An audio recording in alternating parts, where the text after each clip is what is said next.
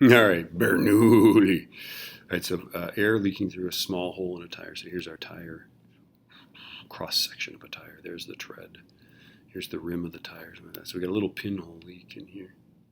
So in here we've got some pressure, right? That's our gauge pressure. And then out here we're going to say that there's atmospheric pressure. Right, so it's 32 psi. Okay, and it leaks through a tiny hole, right? Let's see. Ignore viscosity, right? And use 1.29 kilograms per cubic meter as the density of air, right? So this is the Bernoulli effect. So we're going to say pressure. Possibly we have all these things, right? Rho GH plus 1/2 rho V squared is equal to pressure plus rho GH plus 1/2 rho V squared. So this is the possibilities, right? I would say, here's what I'm going to say, is that inside here, okay, we've got pressure. I don't think the height change is important, especially if it's a hole this way, right? Okay, I would say inside the tire that the stuff's not moving, right? And then even further, I would say that if we just go with gauge pressure, okay, I'm going to say that the pressure outside is 0 gauge pressure. This gauge pressure works for Bernoulli effect because it always boils down to the difference in pressure, right? So now basically this is just pressure becomes 1/2 rho V squared, okay?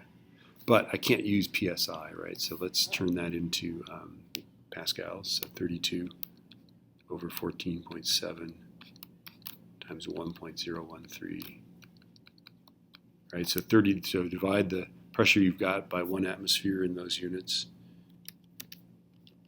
multiply by 1.0135. And that's 220,517 pascals, right? Ta-da.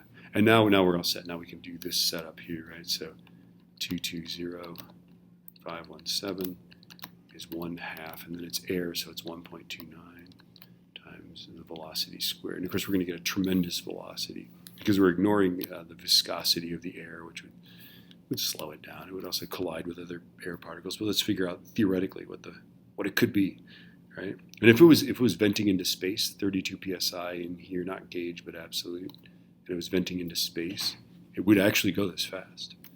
It's kind of cool. Okay, here we go. Hold on. We got that times 2 divided by 1.29.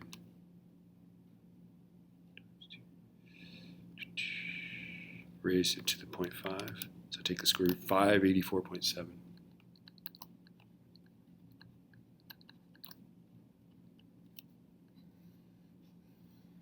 Yay! That's, yeah, roughly that.